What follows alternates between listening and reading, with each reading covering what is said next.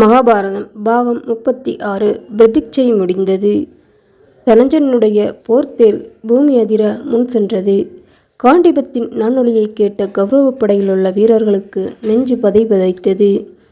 சேனையை நன்றாக அணிவகுத்து கொண்டு ஒன்று கூடி கவனமாக போர் புரிய வேண்டும்.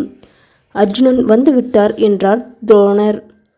துரோணருடைய கவலையும் மனக்கலக்கமும் துரியோதனனுக்கு பிடிக்கவில்லை. ஆட்டத்தில் தோல்வியடைந்த பாண்டவர்கள் காட்டில் 12 வருஷமும் அதற்கு மேல் 1 வருஷமும் யாராலும் அறியப்படாமலும் வசித்து முடிக்க வேண்டும் என்பதே பிரதிட்சை. 13வது வருஷம் இன்னும் முடியவில்லை. அதற்கு முன்னதாக அர்ஜுனன் அறியப்பட்டான். ஆதலால் நமக்கு என்ன பயம்? பாண்டவர்கள் எப்படியும் மறுபடி 12 வருஷம் வனவாசம் செய்ய போக வேண்டும். துரோணர் வீணாக பயப்பட்டுச் சாகிறார். இது பண்டிதர்களுடைய சுபாவம். பிறருடைய குற்றங்களை தேடி எடுத்துக்காட்டுவதிலேயே அவர்கள் எப்போதும் தங்கள் திறமையை காட்டுவார்கள். இவர்களை பின்புறத்தில் நிறுத்திவிட்டு நாம் முன்னின்று போரை நடத்துவோம் என்று கர்ணனை பார்த்து சொன்னான். கர்ணனும் துரியோதனனுடன் சேர்ந்து இந்த சேனையிலுள்ள போர் வீரர்கள் போரில் மனதை செலுத்தாமல் பயத்தில் நடுங்கிக் கொண்டு இருக்கிறார்கள். நம்மை நோக்கி வரும் தேரில் வில்லை பிடித்து நிற்பவன் அர்ஜுனன் என்கிறீர்கள். அவன் பரசுராமனே ஆனாலும் நமக்கு என்ன பயம்? நான் ஒருவனே இவனை தடுப்பேன். துரியோதனனுக்கு நான் அந்த காலத்தில் செய்த பிரதிட்சையை இப்போது தீர்க்கப் போகிறேன். கௌரவ சேனையையும் எல்லா வீரர்களும் சும்மா நின்றாலும் நிற்கட்டும், அல்லது அவர்கள் மத்தியசராஜனுடைய பசுக்களை ஓட்டிக்கொண்டு போகட்டும். நான் மட்டும் நின்று இந்த பார்த்தனை எதிர்ப்பேன் என்று வீரியம் பேசினான். கிருபாச்சாரியார் கர்ணன் பேசியதை கேட்டு இது சுத்த மடத்தனம் என்றார். பார்த்தனை நாம் எல்லோரும் சேர்ந்தே எதிர்த்து போர் புரிய வேண்டும். நாம் 6 பேரும் அவனை 4 புறத்திலும் சூழ்ந்து கொண்டால்தான் தப்புவோம். நீ தனியாக சாகசம் செய்யாதே என்றார். கர்ணனுக்கு கோபம் வந்துவிட்டது. ஆசாரியருக்கு அர்ஜுனனை புகழ்வதில் எப்போதும் சந்தோஷம். அவனுடைய பலத்தை அதிகப்படுத்திச் சொல்லுவதே இவருடைய வழக்கம். இது பயத்தினால் உண்டானது அல்ல, சத்ருவினிடத்தில் அவருக்கு இருக்கும் அதிக அன்பினாலா என்பது எனக்கு தெரியாது. பயந்தவர்கள் போர் புரிய வேண்டியதில்லை, சும்மா இருக்கலாம். எஜமானன் சோற்றை உண்ட பெரியோர்கள் அவனுடைய இஷ்டப்படி திரும்பி போகலாம். நான் இங்கேயே நின்று போர் செய்வேன். வேதமுதறுகிறவர்களுக்கும் விரோதியை பாராட்டுகிறவர்களுக்கும் இங்கே என்ன வேலை என்றான். இவ்வாறு தகாத முறையில் ஆசிரியரை பரிகசித்ததை கேட்ட அஸ்வத்தாமனுக்கு பொறுக்கவில்லை. அஸ்வத்தாமன் கிருபருடைய சகோதரி குமாரன் கர்ணனே, நாம் இன்னும் பசுக்களை கூட பிடித்து ஹஸ்தினாபுரம் போய் சேர்க்கவில்லை. ஒரு காரியம் செய்து முடிக்காமலேயே வீணான தற்புகழ்ச்சி பேசி கொண்டிருக்கிறீர்கள். நாங்கள் சத்திரியர்கள் அல்ல, வேதம் உதுகிறவர்கள்தான், சாஸ்திரம் படித்தவர்கள்தான். அரசர்களை சூதாட்டத்தில் ஜெயித்து ராஜ்யம் அடையலாம் என்பதாக நான் படித்த எந்த சாஸ்திரத்திலும் சொல்லப்படவில்லை. போர் செய்து வெற்றி பெற்று ராஜ்யங்களை அடைந்தவர்களுக்கு கூட தங்களை புகழ்ந்து கொள்வதில்லை. நீங்கள் என்ன காரியம் சாதித்துவிட்டு இவ்வளவு பேசுகிறீர்கள்? நெருப்பு ஒன்றும் பேசாமல் பதார்த்தங்களை மௌனமாக பக்குவம் செய்கிறது. சூரியன் பேசாமலே பிரகாசிக்கிறான். பூமியானது தன்னை பற்றி புகழ்ந்து பேசாமலே சகல சாராசரங்களையும் தாங்குகிறது. சூதாட்டத்தில் ராஜ்யத்தை பெற்ற ஒரு சத்திரியனுக்கு என்ன புகழுரிமை? பறவைகளை மோசம் செய்து வலையில் பிடிக்கிற வேடனை போல் பாண்டவர்களுடைய ராஜ்யத்தை கவர்ந்தவர்கள் தற்புகழ்ச்சியில் இறங்காமலாவது இருக்க வேண்டும். துரியோதனனே, கர்ணனே, நீங்கள் எந்த யுத்தத்தில் பாண்டவர்களை வென்றீர்கள்? ஒற்றையாடை உடுத்தி இருந்த திரௌபதியை சபைக்கு இழுத்து வந்தீர்கள். அவளை எந்த யுத்தத்தில் நீங்கள் ஜெயித்தீர்கள்?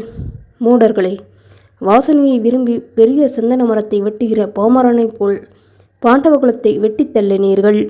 அன்று சூதாட்டத்தில் தாயக்கட்டையை வீசி இந்திர பிரசத்தத்தை கவர்ந்தது போல் இப்போது பார்த்தனுடனும் யுத்தம் செய்ய முடியாது. காண்டிபமானது கூறிய அம்புகளை எரியும், 4-2 என்று பாய்ச்சிகளை எரியாது. அகம்பாவம் கொண்ட மூடர்களை சகுனியுடன் சதி செய்து சூதாடினது போல் யுத்தத்தில் நடக்காது என்றான். கௌரவ சேனை தலைவர்கள் பொறுமையிழந்து மாறுபட்டு இவ்வாறு வாதாடி கொண்டிருப்பதை பார்த்து குலத்தலைவர் பீஷ்மர் வருத்தத்துடன் சொன்னார். அறிவுள்ள மனிதன் ஆசாரியனை அவமதிக்க மாட்டான். தேச காலங்களை நன்றாக ஆலோசித்து யுத்தம் செய்ய வேண்டும். அறிந்தவர்களும் தம்முடைய காரியங்களில் புத்தி தடுமாறுகிறார்கள். மகா புத்திசாலியான துரியோதனனும் தன் முன் நிற்பது தனஞ்சயன் என்று தெரிந்து கொள்ளவில்லை. கோபத்தினால் புத்தி தடுமாறுகிறான். அஸ்வத்தாமரே, கர்ணன் சொன்னது ஆசாரியனுடைய ஆத்திரத்தை வளர்ப்பதற்காகவே என்று கொள்ள வேண்டும். நீங்கள் அவன் பேற்றை பொறுத்து கொள்ள வேண்டும். கௌரவ வீரர்களுக்கு ஆசாரியரான துரோணரையும் அவருடைய புத்திரர் அஸ்வத்தாமரையும் விட உலகத்தில் வேறு யாரிடத்தில் 4 வேதங்களும் சத்திரிய தேசமும் சேர்த்தாற்போல் காண முடியும்? துரோணருக்கு சமமாகச் சொல்லக்கூடிய பரசுராமரை தவிர வேறு யாரையும் பற்றி நாம் கேட்டதில்லை. ஆசாரிய புத்திரர் பொறுத்து கொள்ள வேண்டும். உள்கலகத்துக்கு இது சமயமல்ல. பார்த்தனை நாம் அனைவரும் ஒன்று சேர்ந்தே வெல்ல முடியும். இனி ஆக வேண்டிய காரியத்தை யோசிப்போம். நமக்குள் கலகம் உண்டானால் தனஞ்சயனை எதிர்க்க முடியாது. இவ்வாறு கௌரவ பிதாமகரான பீஷ்மர் துரியோதனனையும் கர்ணனையும் கண்டித்து பேசியதும் கலகம் அடங்கிச்சு. பீஷ்மர் துரியோதனனை பார்த்து மறுபடியும் பேசலானார். ராஜேந்திரனே, தனஞ்சயன் வந்துவிட்டான். நேற்றுக்கே 13 வருஷ காலமும் முடிந்துவிட்டது. உங்கள் கணக்கு பிசகு. வருஷம், மாதம், பட்சம் முதலிய பிரிவினையையும் காலகதியையும் நன்றாக அறிந்த ஜோதிடர்கள் இதை விளக்குவார்கள்.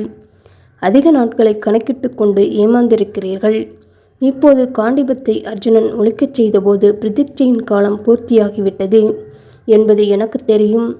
போர் தொடங்குவதற்கு முன்னால் மனத்தை சோதனை செய்து நிச்சயம் செய்து கொள்ள வேண்டும்.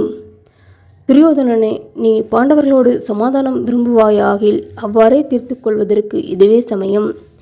தர்மத்துடன் கூடிய சமாதானமாக போரோ எது உனக்கு விருப்பம்? முடிவாக யோசித்துச் சொல் என்றார். துரியோதனன், பிரபுவே, நான் சமாதானத்தை விரும்பவில்லை. ஒரு கிராமத்தையும் கூட பாண்டவர்களுக்கு கொடுக்க மாட்டேன். ஒரு கிராமத்தை கூட பாண்டவர்களுக்கு கொடுக்க மாட்டேன். போருக்கான காரியங்களை அனுஷ்டிக்கலாம் என்றான். அதன் மேல் துரோணர் உத்தரவிட்டார். படையில் 4இல் ஒரு பாகத்தை அரசனான துரியோதனன் தனக்கு காப்பகமாக கூட்டிக்கொண்டு விரைவாக ஹஸ்தினாபுரம் நோக்கிச் செல்ல வேண்டியது. மற்றொரு கால்பாகம் சைன்யம் பசுக்களை வளைத்து கொண்டு ஓட்டிப்போகட்டும். பசுக்களை ஓட்டாமல் விட்டுவிட்டால் தோல்வியை ஒப்புக்கொண்டபடியாகும். மீதி பாதிப்படையுடன் நாங்கள் 5 நின்று அர்ஜுனனை எதிர்ப்போம். இவ்வாறு செய்வதே அரசனுக்கு சேமமாகும் என்று சொன்னார். கௌரவ வீரர்கள் துரியோதனனை காப்பாற்ற அவ்வண்ணம் அணிவகுத்து கொண்டார்கள். அர்ஜுனன், உத்திரனே, அதோ காணப்படும் சத்துருப்படையில் துரியோதனனுடைய தேரை காணவில்லை. பீஷ்மர் கவசமணிந்து நிற்கிறார். துரியோதனனை காணவில்லை. இவர்களை விட்டு விலகி துரியோதனன் நிற்கும் இடத்துக்கு தேரை செலுத்து. பசுக்களை ஓட்டிக்கொண்டு முன்னால் போகிறான் என்று எண்ணுகிறேன் என்று சொல்லி அர்ஜுனன் கௌரவ சேனையை விட்டு விலகி பசுக்களையும் துரியோதனனையும் நோக்கி நேராகச் சென்றான். போகும்போது காண்டிபத்தை இழுத்து ஆசிரியர் பிதாமகர் இவர்கள் கால்களண்டை அம்புகளை மரியாதையாக விழும்படி செய்தான். அவ்வாறு வீர நமஸ்காரம் செய்துவிட்டு துரியோதனனை நோக்கிச் சென்றான். அர்ஜுனன் பசுக்கூட்டம் இருந்த இடத்தை அடைந்து சுற்றியிருந்த படையை சிதறடித்துவிட்டு இடையர்களை நோக்கி, பசுக்களை உங்கள் இடைச்சேரிகளுக்கு திருப்பி ஓட்டிக் கொண்டு போங்கள் என்றான். இவ்வாறு சொல்லிவிட்டு துரியோதனனை துரத்தி கொண்டு போனான். இடையர்கள் களியாட்டத்தோடு பசுக்களை திருப்பி ஓட்டிச் சென்றார்கள். அர்ஜுனன் துரியோதனனை நோக்கி செல்வதைக் கண்ட பீஷ்மர் முதலிய கௌரவ வீரர்களும் அவனை பின்தொடர்ந்து சென்று சூழ்ந்து கொண்டு அவன் மேல் அம்புகளை வருஷமித்தார்கள். அர்ஜுனன் அற்புத போர் நடத்தினான். முதலில் கர்ணனை எதிர்த்து அவனை யுத்தகலம் விட்டு ஓடச் செய்தான். பிறகு துரோணரை தாக்கினான். அவரும் தோற்றார். அவர் பலம் இழந்து நிற்பதைக் கண்ட அஸ்வத்தாமன் புகுந்து அர்ஜுனனை எதிர்த்தான். அப்போது அர்ஜுனன் துரோணர் விலகி போவதற்கு மெதுவாக இடம் கொடுத்தான். அவரும் அதை அறிந்து விரைவாக விலகி தப்பினார். அர்ஜுனன் பிறகு அஸ்வத்தாமனுடன் கடும் போர் புரிந்தான். அஸ்வத்தாமனும் களைத்து போன பின் கிருபர் வந்து எதிர்த்தார். அவர் தோல்வியடைந்தார். சேனை முழுவதும் சிதறடிக்கப்பட்டு பயந்து ஓடிற்று. இதை கண்ட பீஷ்மர் துரோணருக்கும் மற்றவர்களுக்கும் சொல்லி எல்லோரும் ஒன்று சேர்ந்து மறுபடியும் அர்ஜுனனை தாக்க ஏற்பாடு செய்தார். தன்னை சுற்றி பானங்களை எரிந்து மலையை பனி மூடுவது போல் செய்து கொண்டு அர்ஜுனன் அவர்கள் அனைவரையும் பலமாக தாக்கினான். பீஷ்மரும் அர்ஜுனனும் போர் செய்த காலத்தில் அதை பார்ப்பதற்கு தேவர்களும் வந்துவிட்டார்களாம்.